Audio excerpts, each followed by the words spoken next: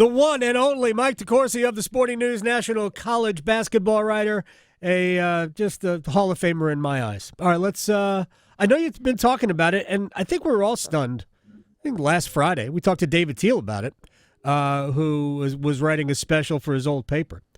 The retirement of Tony Bennett. So we've had a few days to kind of process the whole thing, and I've talked a lot about it with people maybe outside the building, but. Thoughts first on the why Tony Bennett decided to call it quits. Because basically credited the climate, the current state of college athletics, college basketball, the transient nature of it, the transactional nature of it, I guess, for his decision to step down. Yeah, I the way I look at it is that there are two sides to this. There was the change recently that empowered athletes, richly empowered them. They have significant influence now, where they can basically depart your program at just about any moment, and that creates a very challenging environment for coaches to not know from year to year, certainly, and at times month to month, who is going to be on your team. Is really challenging, and having to manage that is really challenging, and it's consuming. It had always been a difficult position because of the recruiting calendar. Didn't give very many breaks to basketball coaches. Football coaches had it all figured out. They could take this month off and that month off, and basketball coaches are like, we're going all the time. It's really hard. And then you added this on, and it makes it even worse. But the other change that no one outside of me that I've seen has talked about was the change from 15 years ago when Texas decided that paying their football coach $3 million a year wasn't enough, and they had to pay Mac Brown $5 million a year, which was, I think that's a 60% increase when you were competing with nobody. And that ignited this conflagration of astonishing college coaching salaries. Yeah.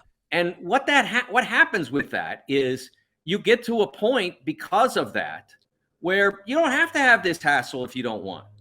If we were talking about 30 years ago and all of this had changed, right, Tony Bennett wouldn't have been in a position to retire, at least not comfortably. Now he can retire in grand style. He made $38 million over the last 11 years. He can retire however he wishes. And that's the part of it that no one's talking about, because people are bothered by the change recently, but not by the change that led to so many coaches making so much money. I don't really understand the dichotomy.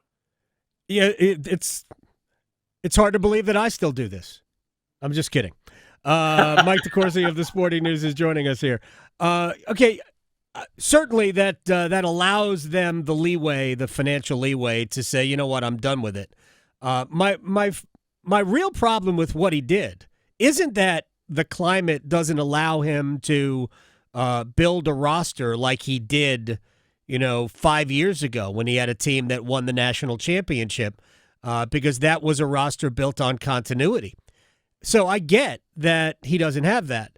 But a week ago today, he knew who was going to be on his team. So I'm really more put off by the timing of it. And I understand Tony Bennett is one of the nicest, most genuine people in the business. So in some ways, people think he's above criticism for this. I don't. And I don't understand 2 weeks before your season begins walking out on your team. Roy Williams, when he denied North Carolina, looked at his players in the locker room. He was going to go. And he looked at the players he had in the locker room, and there were some great players there, by the way, and he went, I can't leave these guys. I just don't understand that part of it. Well, let me broaden that a little bit, though. If he had decided to depart immediately after Virginia's season ended, that would make sense. March.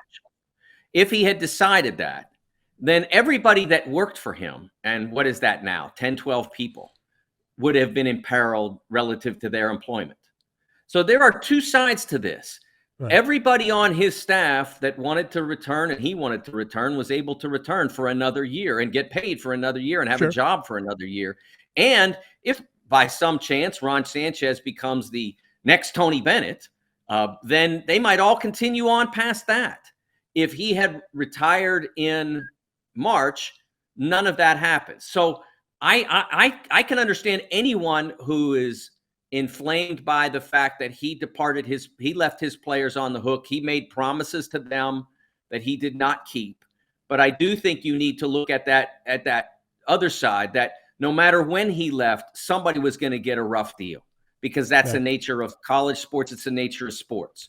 If he leaves in March, his whole staff is out of work, basically. And they might have found other jobs or whatever, but they're not at Virginia anymore, more than likely. And because he leaves now, they all get to stay. And Virginia's players now, they get a rough deal, because anyone who spent their redshirt year is pretty much stuck for this year. If you haven't and you don't wish to play this year, you can sit out, get your Virginia education for the next 2 months or the next 6 months, and then transfer. Well, the window is open for 30 days for their players to go anywhere they want. I don't think anybody's going to – I really don't. I don't think anybody's going to leave. But my own feeling is that that's maybe one last bit of selfishness in the part of a coach. But I don't believe Tony Bennett might have been who knows? Who knows how he's looking at it? The timing of it doesn't sit well with me, but you raise a good point. Let me ask you, I know the Big East is having their media days now, and the commissioner, Val Ackerman, they signed a great new broadcast deal. Fox, NBC, TNT getting into I guess with the NBA's gone, might as well get into college hoops. And Val Ackerman was complaining about only 3 teams making the NCAA tournament last year. And those of us here who don't necessarily, we just have like tunnel vision for the ACC, we're complaining about 5. So we don't really see everybody else's issues. I was curious. I mean, she could have invited Joe Lunardi to Big East Media Day or league meetings like the ACC did to find out why they were screwed last year. I'm just making a joke at the ACC's expense. But I don't see like there's a major problem with anything other than the reliance on like the math of everything rather than watching teams play. Oh, Adam, you can't watch because when do you watch? Do you watch every single minute of every single game? Nobody can do that. No, but 350 teams. But that's why you have a committee of people. No, they can't watch every single minute of every single. The eye test is nonsense. If the eye test mattered, right, then we would all live in Vegas in big houses. And now, I always used to say that. Now you don't even have to live in Vegas. You can live wherever you want. That's right. And just punch it on your phone. Yeah, but I would not live in a big house based on my The eye test is nonsense. You have to use the data. Why does it work for football? It's because the CFP was nonsense for as long as it did. And look what they did to Florida State. Yeah. With automatic qualification in college football, be a little bit better. I don't know what they'll use for data. I know that the process works. I do know that there has been because of the nature of the metrics that are used, there has been a slight overemphasis on performance metrics because that's the core. When the NCAA decided to go with a performance metric rather than a results metric, that becomes the emphasis. And performance is less important than results. But at the end of the day, if you look at it, it's still more important to do well in the results metrics than it is in the performance metrics. And the teams that were left out, frankly, didn't do well in any of them, just about. Right. It's that simple. If we hadn't had the perfect storm of bid stealers last spring, both the ACC and Big East would have gotten more teams than they did because the teams that were left outside the door were Pitt, Seton Hall, teams like that. So they would have had those teams in if it hadn't been for Florida for Florida Atlantic losing out on their conference tournament, multiple others that did that. Indiana State thought they should be in. Right. They should have won their league tournament. At the end of the day, it comes down to how the committee process works. It's not that hard to figure out, because if you look at the bracket matrix, which collects more than 200 online brackets, everybody basically has the same teams in. Correct. Because they're all reading the data that the committee reads. Right. Yeah, I mean, the difference is, like, it's so marginal, the difference. Like, you'll get, like, I mean, I used to do it a long time ago when I had more time before kids.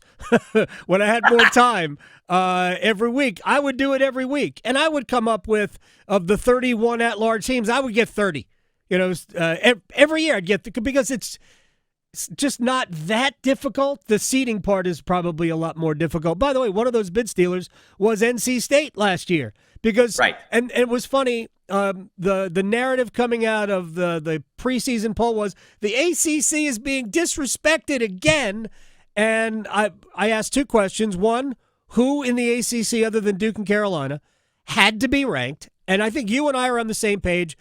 I think the third best team is Wake Forest. I think if Hunter Salas and Cam Hildreth and Efton Reed, if they stay healthy and the pieces around them are productive, I think Wake is going to be really, really good. So yes. I'm not. You could have ranked them, but there's nobody else that screams I must be ranked. And the argument that, well, NC State was in the Final Four last year and they returned their third leading scorer and their glue guy point guard, like, they wouldn't have even been in the tournament had Michael O'Connell not hit a desperation three to force overtime against Virginia, who wasn't even that good. So, NC State didn't have to be ranked. It was a magical ride. I love that, and I hope that they'll be able to build on that through recruiting and all that, and have a good year. And I don't even know where I was going with all of this, but I don't think the ACC was being disrespected. I mean, two teams in a top 25. So what? What's more meaningless than the preseason poll? Oh, when you mentioned that to me before we came on the show, that was my first thought. I don't care about any polls, to be honest with you, and that's one of the beauties of covering the sport that I do, that the polls don't matter at all. Right. So I'm happy to see that. I look at it like. All of us do preseason rankings, and we try to get it as right as possible. And I'll tell you right now, I will have Wake in my top 25. Okay. But I think I can also probably reveal that's probably the only other ACC team other than the two you mentioned. Right. Because that and they have to prove it. And now they can go out and completely overturn those tables in the way that the Mountain West did a year ago. In the way that the Big 12 dominated a year ago. You go out and you win the games in November and December.